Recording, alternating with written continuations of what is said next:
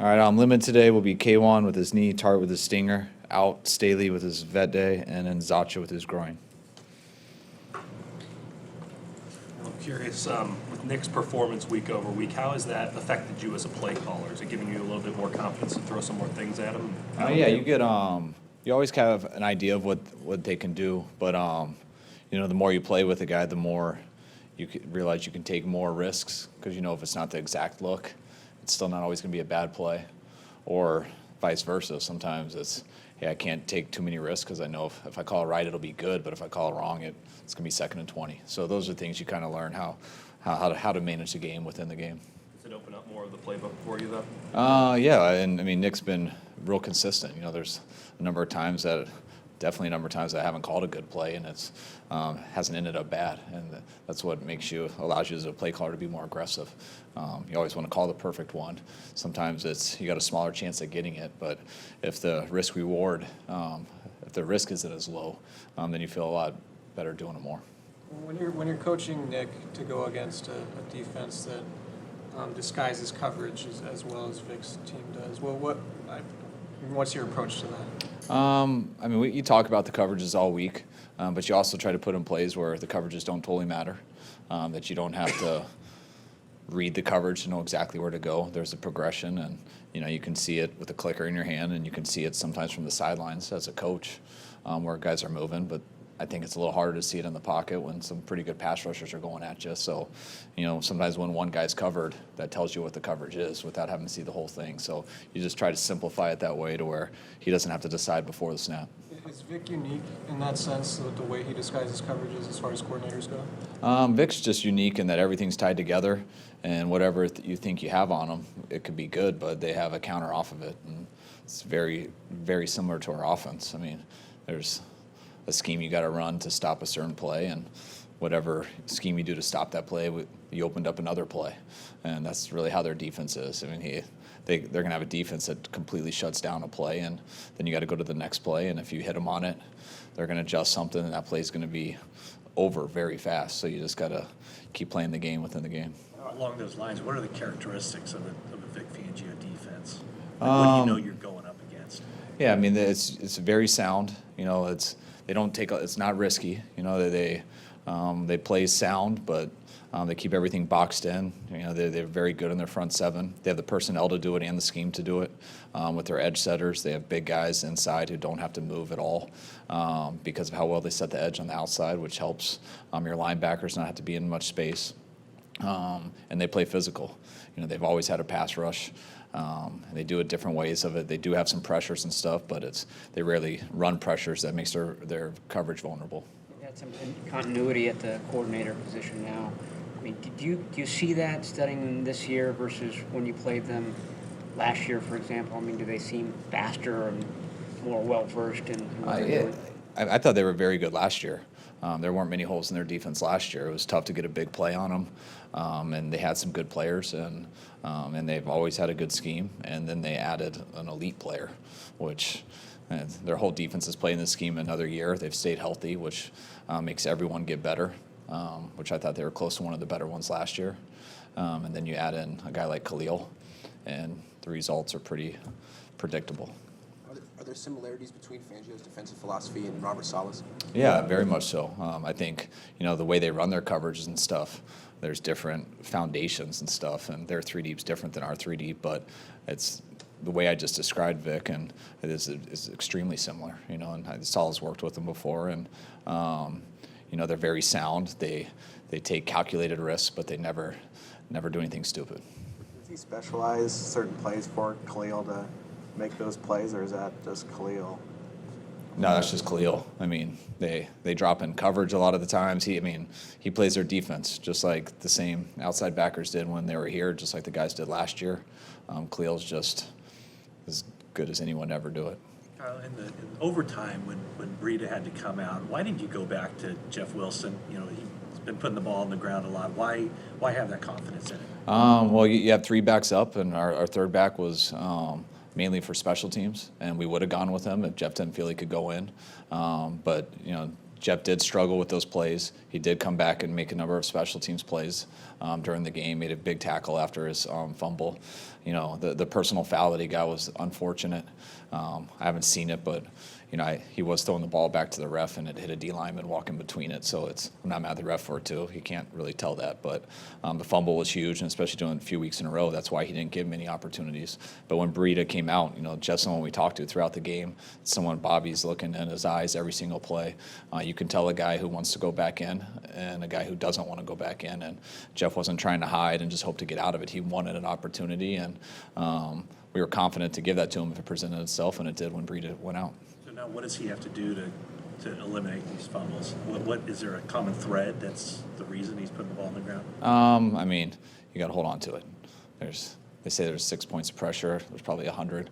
I mean, you got to get up and hand the ball to the ref at the end of it. And he tries to finish runs strong and lower his head and go through people, but you got to make sure that ball's covered and doesn't get loose in any way at all, because it did show up in college, and it only gets worse in the NFL because everyone tackles, but almost every time there's a tackle, people are going for the ball, and if there's any space in that at all, which usually happens on contact, it's coming out.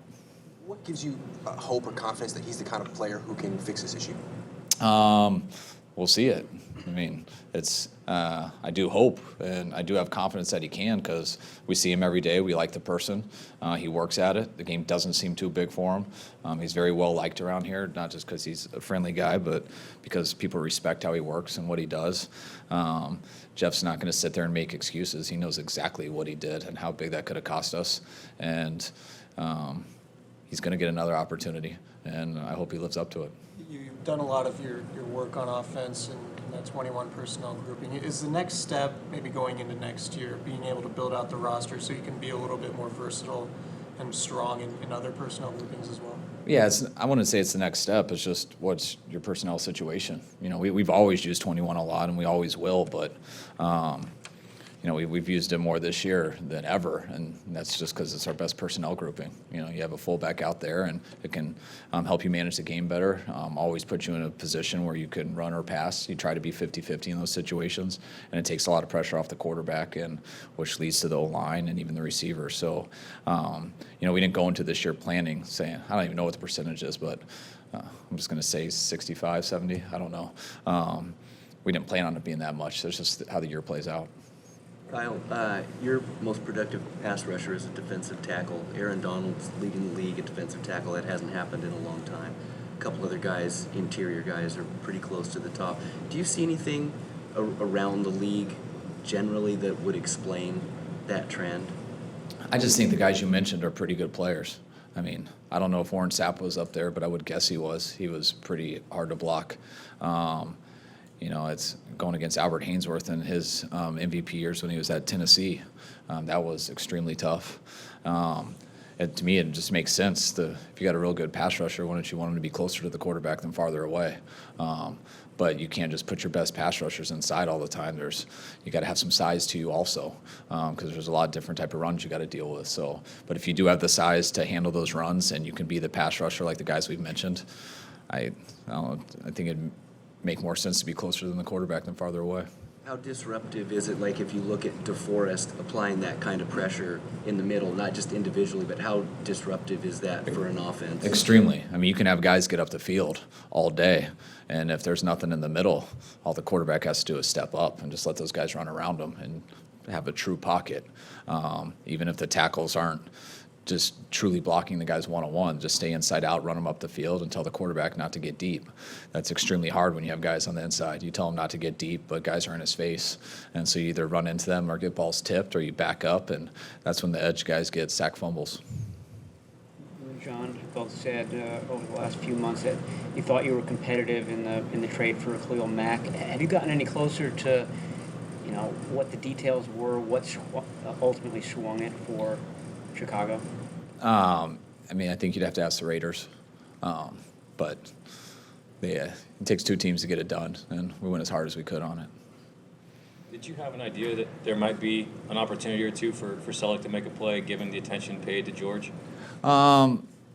Yes and no. I mean, it's also their coverages. You know, it wasn't man coverage or anything. That's the way they play their 3 deep, and who the safety's responsible for and things they're going to carry. So it's not they don't just play cover 3 and say watch out for Kittle.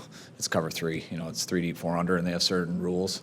If it's man and things like that, you have a pretty good idea that if they're going to choose to double someone, they're probably going to choose Kittle, and that's when you design stuff for other people. But cover 3 is a little bit different. Seems like DeForest is probably the obvious candidate, but when the Pro Bowl rosters came out yesterday, was there anyone left off the list who kind of surprised you on your team?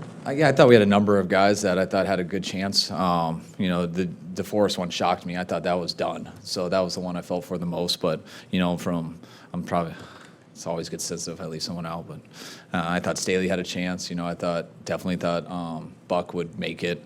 You know, I thought Robbie had a real good chance. I thought Sherm had a good chance.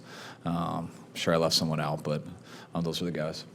Pettis doesn't seem like that much of a burner, and he doesn't look that shifty.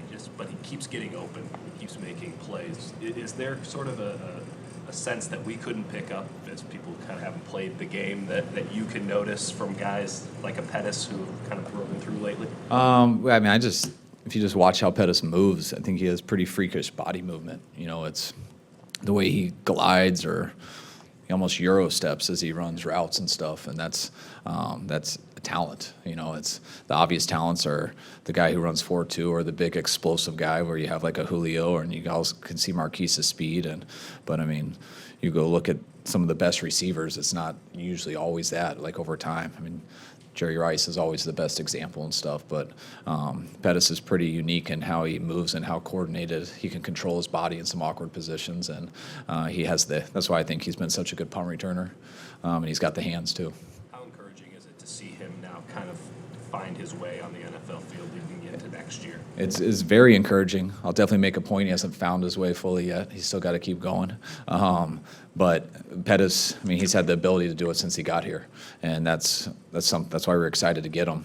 And it always takes time for rookies. In my history with receivers, it's been huge with receivers. The college game is so different. It's so hard to find a clip of a college receiver going against man-to-man. I mean, unless they play Ohio State, or it's very rare you see bump man or anything. So guys aren't totally there in their routes. They're not totally used to how you have to beat holding. They expect when they're held that to just stop, and you get held in the NFL, and then you got to be able to beat it regardless. So he's worked through it. He's shown some real signs of improvement these last few weeks, and he's got 2 more games to finish strong, and he's going to come back next year better or worse, and it better be better. How would you assess McGlinchey at this point? McGlinchey's been great all year. I mean, just the pressure that was put on him the first day to come in, you know, replace Trent and take over that spot. And he showed it wasn't too big for him the first day of OTAs, and he's continued throughout the year. You know, he definitely has plays that aren't perfect like all linemen do, but like I said before, McGlinchey, he plays within the game very well. He's always up for the challenge of whoever he's going against. He's very prepared. If he gets beat by somebody, he doesn't panic and overcompensate. He thinks of why he did, and usually gets better as he struggles in a game. So that's what a true lineman's like, and the type that usually, as long as they stay healthy, they get better as their career goes. He said that the Chargers game was his kind of wake-up moment with Melvin Ingram. Did you see kind of a turning point there for him after that? Yeah, that was. I mean, I think we had a number of guys get banged up in that game, which was a huge challenge for him. And then going against, I want to say at the time, was probably the best rusher he had gone against. I know the guys, and then the week before in Kansas City were pretty good too. You know, and I thought he felt Melvin's talent and had to adjust through the game, where you feel how talented people are like that early on. And some guys, the first time they see that, they're like, holy crap, I'm not ready for this. I got to get out of here and find another time to do this, or I'm going to get embarrassed. And that never enters McGlinchey's mind. He thinks about what just happened, tries to get through it. And I think him getting through that game and being able to make it through an injury and playing against a good player, that always gives guys confidence. Is wide receiver, like what you're saying about Pettis, is that the most difficult to project from college to pro, or is there a certain position in your experience that's the toughest? I mean, quarterback's always the hardest, just because there's so much more that goes into it than just how they throw. And so you got to see how they play within their scheme and stuff, and so many schemes are different. Wideouts definitely can be hard if you just turn on a college tape and watch it. And the odds are you're going to watch everyone will tell you how many catches they have and how many yards they have, and you're going to watch tape you're going to watch 90 catches and you're going to watch 80 bubbles. And that's not going to tell you anything about the guy except he's not scared when he runs with the ball in his hands. So you really don't know about his route running ability. So you got to take everything into play on a receiver. Sometimes you look at it at the combine, where it's the first time you see him run routes on air, and they haven't been working on it very much. So you got to take that into account, that they might not be a finished product. So you go work them out. It's awesome when they go to bowl games because that's where they get one-on-one tapes, but very few of them do. So you got to dig and find everything, but that's what always the risk is. And sometimes you can't see it on the routes. Sometimes you got to watch a guy like Pettis on a punt return and be like, he doesn't do this move on any of his routes, but look what he does when a guy's right in front of him and he has the ball in his hand and he can double a guy up and make a miss, and that's exactly what he should do on his routes. And so you know his body's capable of doing it. Can you coach him? Will it transfer over? And then you look at all the other stuff, coachability, test scores, how great they want to be. His movement is so unique, like you were saying. Why did you think it would project? Why did you think it would transfer well? Because it's that type of movement's just hard to cover, and so then you go to, are they fast enough? And Pettis is fast enough. He's not the fastest guy on our team, but he's definitely not slow either. That's why he's got the capability, I think, to play all three positions. And then if they do have that, they should be able to separate. Do they have the hands to consistently catch it? And if they do, all right, are they fearless? Are they, what other way? Are they going to drop it every time they go over the middle? And I know Pettis has had a couple of those, but he's also shown to us that he can be tough too. He'll go in there and crack on guys. He doesn't just turn stuff down. He can get more consistent on that, but he's shown he has all the tools to be a very good receiver. We'll see how high that ceiling goes to. All right. Thanks, Coach. Thanks, guys. Thank you.